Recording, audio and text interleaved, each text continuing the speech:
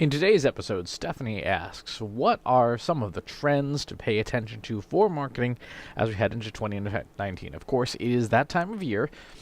This is being recorded in late November 2018 when people are starting to already crank out the 2019 predictions. So let's look at a few things that are likely to happen.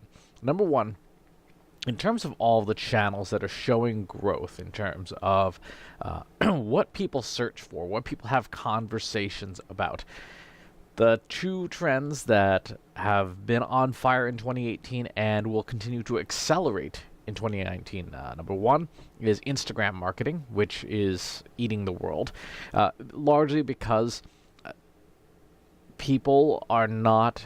there is this sentiment that Facebook is entirely where you go to have arguments with people. And with the continued propagation of questionable sources of information, a lot of consumers are spending a lot of time on Instagram because, well, they can just look at pictures of stuff rather than have lengthy debates with people about the correctness of one piece of information or another. So Instagram marketing itself is growing by leaps and bounds and will continue to grow well into next year.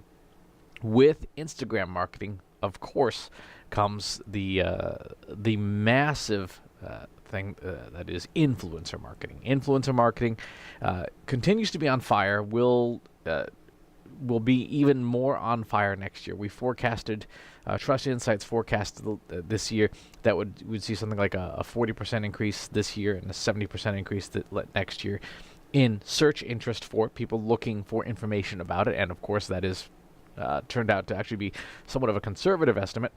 It was close to 50% this year.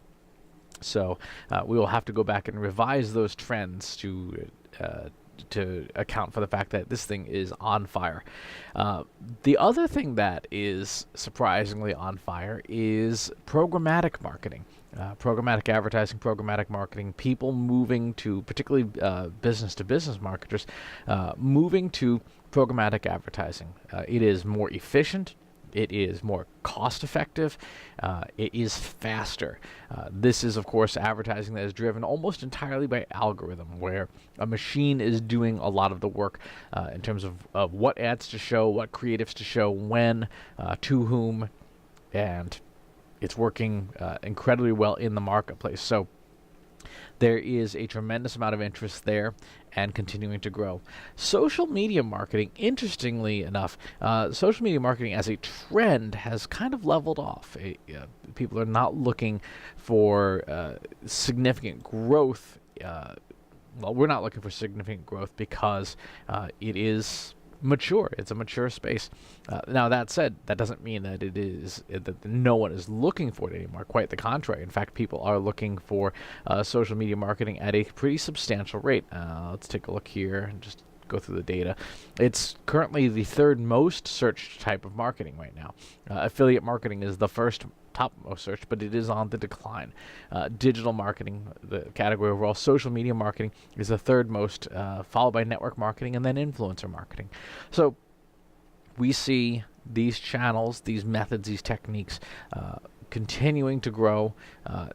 Influencer marketing is growing where social media marketing has leveled off, and things like affiliate marketing are beginning to show some decline. That said, you're still talking about thousands of people every single week looking for information about these things. So don't be putting out any posts saying that such and such is dead. It's not dead.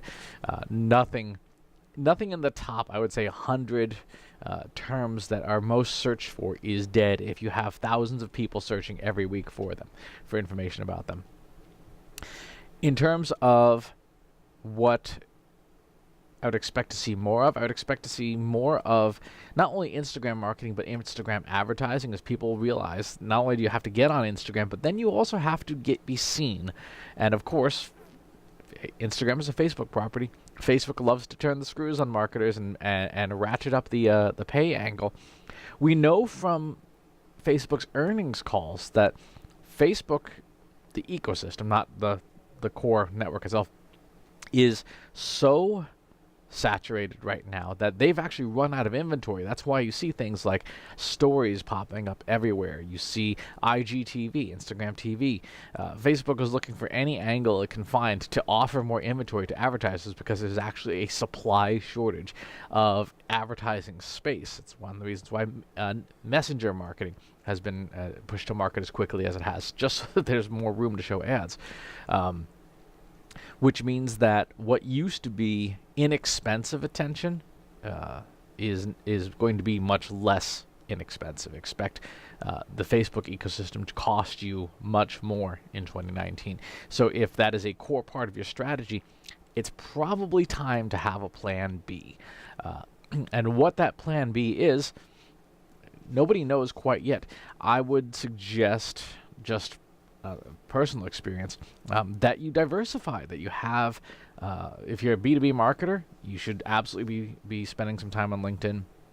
If you are a B2C marketer, you should absolutely be spending a lot of time growing a list. Actually, I would say for both B2B and B2C marketers, it should be apparent based on the trends that we've seen over the last 5 years that rented land, Facebook, Twitter, Instagram, and so on and so forth, rented land continues to have price increases. You know what hasn't increased in price? Your email list. Your email list, if anything, has probably gone down in price as platforms have gotten cheaper. Email marketing itself, the software has gotten cheaper. So if you're not spending a lot of time using your email marketing list as a defensive hedge, now would be the time to start. 5 years ago was the time to start, but now would really be the time to start as your backup option to protect yourself from massive price increases on the most popular platforms. When it comes to influencers, one of the things that you need to look at very carefully is employee-based influencer programs. That is, turning your employees into influencers, investing the time in them, particularly subject matter experts, particularly company executives, especially if they have any kind of golden handcuffs where it's difficult for them to leave. Because as Facebook and Instagram and the platforms and the rented land gets more expensive, influencers will charge more because their costs are going to go up.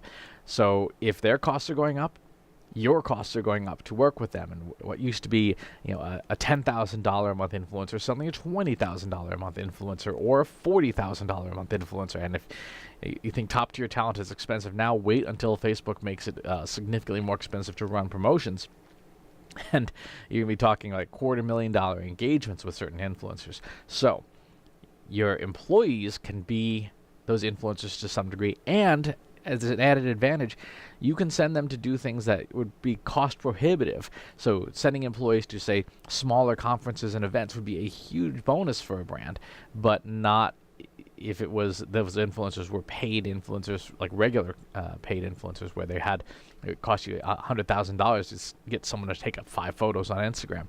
So lots to think about, lots to consider as we move into 2019. Look for and subscribe to the Trust Insights blog and podcast and stuff, because we're going to talk a lot more about this as we pull more of the data going into 2019.